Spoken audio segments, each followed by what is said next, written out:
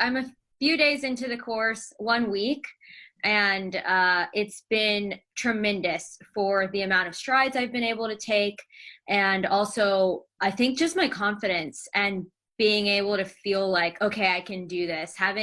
Being able to work with you feels like I'm on a team that's like striving for success, and I do best on teams. So it's been really good for me.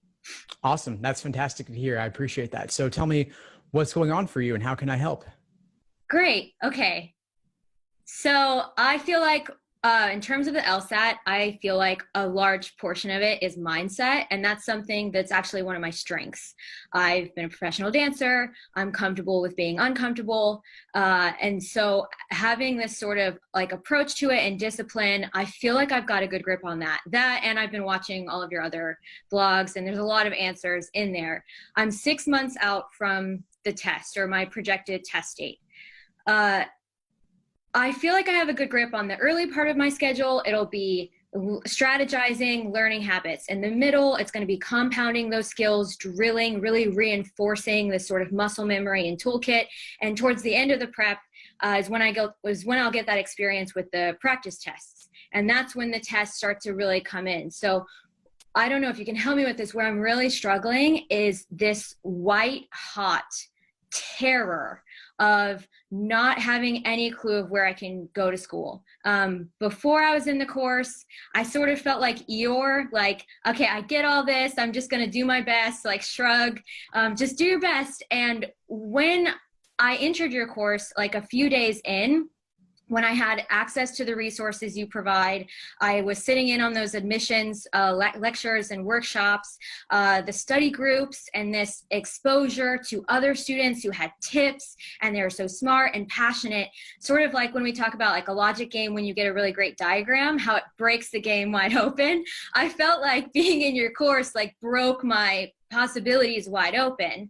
But where I'm at is that my practice tests aren't going to come much later in my prep. And so I am walking around sort of vibrating in fear. I don't even know where to start, because I feel like I really have a chance to go to a school that I really want to go to. If I can make this happen for myself. But that being said, I hopefully would be a splitter. I have a really low GPA, what 3.19. So I don't know if that's something you can help me with. I'm walking around terrified every single day. I don't know where to even start. I get the sense it's around the practice tests. Is that right? Yes, because my practice tests, I'm not in that stage yet. I don't have a grip on where I'm at. I don't know if I'm a 150s person. I don't know if I can get that 170. I just don't even know. And so I'm not sure how to proceed when they talk about researching schools. I don't even know what to do. Yeah, it's hard to know at this point because the LSAT score will determine so much. And even if you were doing timed exams now, they wouldn't reflect your potential. They would just reflect where you are now, which is relatively earlier in the process. So there may not actually be a way to know, and that sucks. And your GPA is one piece of the puzzle. It could certainly be worse. 3.19 is not bad, but the higher your LSAT is, the better your odds will be regardless of what happens. So what you may want to do is get a broad sense of what's on the exam, take a cursory overview, maybe get through those foundational lessons as quickly as possible to build that baseline familiarity. Then you could start mixing in some timed exams, maybe once every 2 weeks. As it gets closer, you'll ramp it up, but at least that would let you enter relatively earlier. So you could modify the schedule. Oh, okay.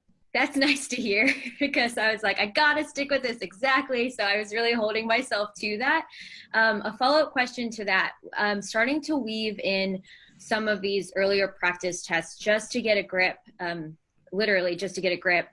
Would you recommend doing those timed or untimed? Is that a ridiculous question? Well, what's the goal? The goal is to get a taste of where you might be, right? Mm-hmm. Mm-hmm. So then timed would be the best, I think. Yeah, that would be a more accurate representation, but don't take it as reflective of your full potential. I don't like recommending cold diagnostics because they're often discouraging. If you want to use it as a benchmark to later measure your progress, that's great. But even if you got a 150 now, that wouldn't mean that you couldn't get a 170 plus with 6 months. You've got plenty of time. Okay. All right, so that's pretty helpful. Okay. Being able to steer off the course there and kind of just see and using it as a benchmark. And that way I even have an idea of what to do and kind of what schools to even look at. Because that's really, it's really holding me back, I feel, from even having that inline vision and that goal in mind of this is what I'm aiming for. I feel like I'm just aiming like, okay, I just want to do the best. So that's been kind of hard. Okay, cool. That helps me out a lot. Of course. And the other thing I'm thinking about here is the idea of, like, let's say there's a cold swimming pool. You don't want to jump in because of the shock. But if you're just kind of walking around the perimeter of the pool all day, you're getting more and more nervous about what it is. Turns out you jump and it might not actually be that bad. So I just want you to get over that. That's really what I'm thinking about. Yeah. Okay, great. That's a great example. Thanks so much. Sure. I think I've been doing that. Okay. All right. Nice. Okay. So I have another question that is just really random about letters of recommendation.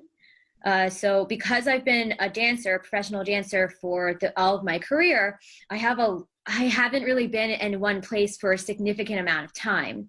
And maybe some interactions that were significant happened 6 years ago or 7 years ago. My background, I've been a temp, I've been in call centers, I've been a receptionist, retail. It really is all over the place. And I've been out of my undergrad now for a little bit over 6 years. So I don't know where to start in terms of who to even consider to write my letters of recommendation. Yeah, that's a fair point. So who have you worked under fairly recently in the past year or two who got to know you well? That's a great question. In the last year or two, it's a bit tough because it's been very chaotic. Actually, I have one. She's the artistic director and the founder of this organization in San Francisco. So I have worked significantly with her. She might be a really good option to look at. I don't know why I hadn't thought of her before. Cool. Yeah, go for her. Or you could go back further. The question is just how deep was the relationship? Because as time goes on, the memory gets a little bit hazy with anybody, right? So as if it's a more fresh relationship, that'll be better. Or if it was deeper, then that could still make up for that in some way. So you could go for either to expand the search a little. Fresher or deeper. Okay, so follow-up question with that. Like, for example, I worked in a call center and I only worked there, I believe, for maybe 2 months, 6 to 8 weeks total. But while I was there in the 6 to 8 weeks, I really made an impact. All of my leaders, all of the managers, anybody I was working under, explicitly would consistently tell me how engaging I was, and I was amplifying their program, even people that had been there years before me. So they had a lot of really great things to say. And the person that I reported to directly, he is a veteran, and he led his own forgive me, I don't have the correct terms for it. He was a leader during his service and had seen a lot. And he had written me a card that was very heartfelt and very significant to me, especially with his background and being a veteran and having been in live combat, and how complimentary he was of my work ethics and demeanor and my ability to provide a positive, environment. So I only worked under him for 6 to 8 weeks. Is that something, is he a potential candidate because of his status or being a veteran and having his experience, or should I keep looking, you think? He could be a good candidate. Yeah, I would definitely keep him in the running. I would definitely consider him, but think more on it too. Okay, that's pretty helpful. All right, thank you. Yeah, of course. Anything else? I feel pretty good, especially because I believe that you will be holding maybe some diversity statement workshops, addendums, and sort of kind of talking more about that. Is that right? Yeah, correct. So I'll be holding workshops in a variety of different areas of the application over the coming weeks and months. We focused on personal statements for now, but I will be covering all the other areas too.